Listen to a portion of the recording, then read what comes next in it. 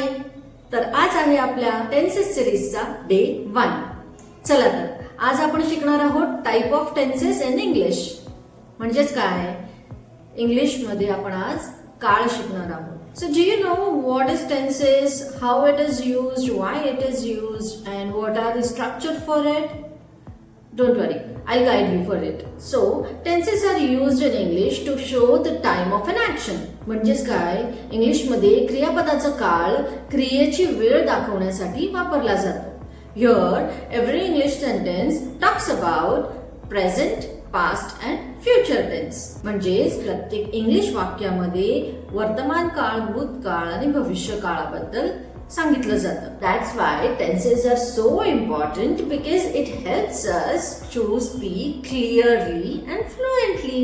काळ किंवा टेन्स आपल्याला स्पष्ट बोलण्यासाठी आणि बरोबर बोलण्यासाठी मदत करतं, म्हणून ते अतिशय महत्त्वाचं आहे. That reduces the confusion in the communication. म्हणजे तुमच्या बोलण्यातला जो गोंधळ आहे ते कमी होतो जर तुम्हाला टेन्सेस येत असतील. Understanding your tenses can improve your fluency, accuracy and confidence in your communication.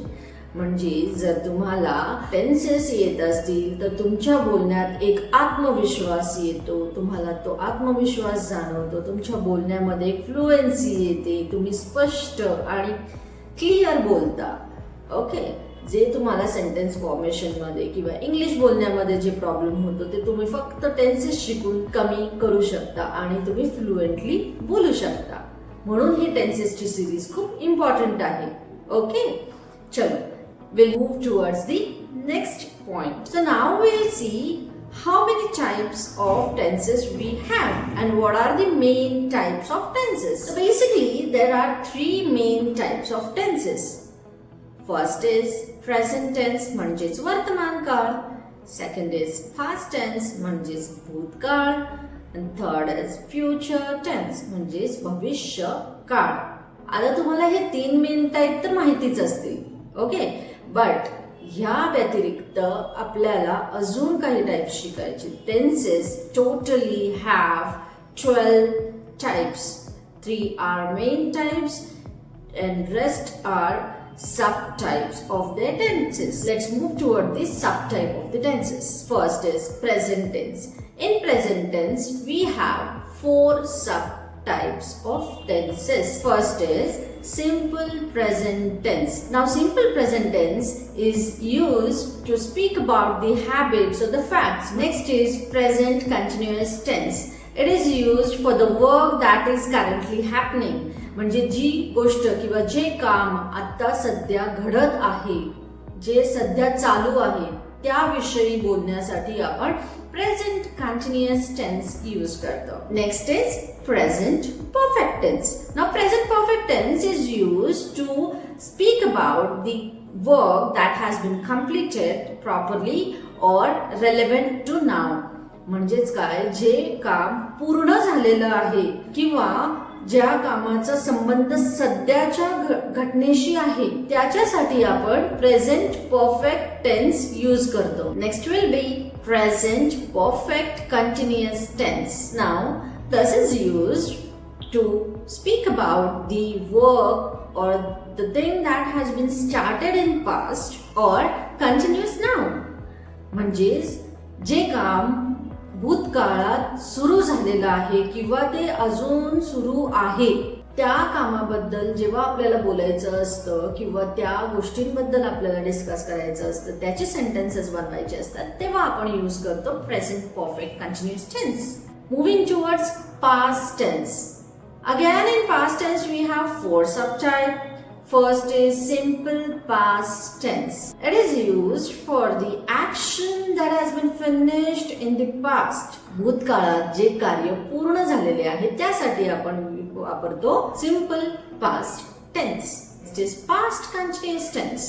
The thing that is ongoing in the past. Next is past continuous tense.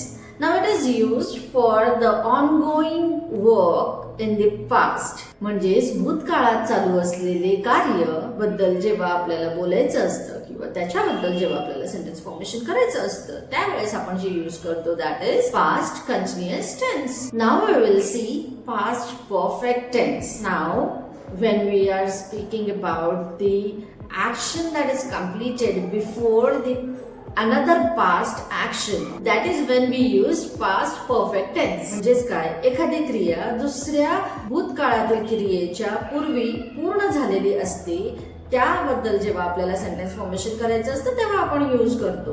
Now we'll see towards past perfect continuous tense. When the action is ongoing until the another past action is when we use the past perfect continuous tense. भूतकाळातील क्रियेपर्यंत चालू असलेली क्रिया. Now moving ahead towards future tense. Again, in future tense we have 4 subtypes. Now first is simple future tense. Now the simple future tense is used when the action will be happening. Okay, म्हणजे future मध्ये भविष्य काळामध्ये जी गोष्ट घडणार आहे त्याबद्दल जेव्हा आपल्याला बोलायचं असतं तेव्हा आपण यूज करतोय simple future tense. Next is future continuous tense. Future continuous tense is used when the action is ongoing in the future. म्हणजे भविष्यात ते काम किंवा कार्य सुरू आहे, चालू आहे, ते जेव्हा आपल्याला दर्शवायचं असतं त्याबद्दल जेव्हा आपल्याला बोलायचं असतं तेव्हा आपण यूज करतो ते म्हणजे future continuous tense. Next is future perfect tense. Now the future perfect tense is used when the action is completed by the future time. म्हणजेच एखादं कार्य भविष्यातील वेळेपर्यंत पूर्ण होणार किंवा पूर्ण होईल त्याबद्दल जेव्हा आपल्याला सेंटेन्स बनवायचे असतात तेव्हा आपण यूज करतो future perfect tense. We'll see about future perfect continuous tense. Now when the action is ongoing up to a future time, that is when we use future perfect continuous tense. म्हणजेच काय, एखादं कार्य भविष्यातील वेळेपर्यंत चालू असणार. If today's topic finally made sense to you, hit like button and tell me, because it's just the beginning. Stay tuned and don't forget to subscribe our channel. See you in the next video.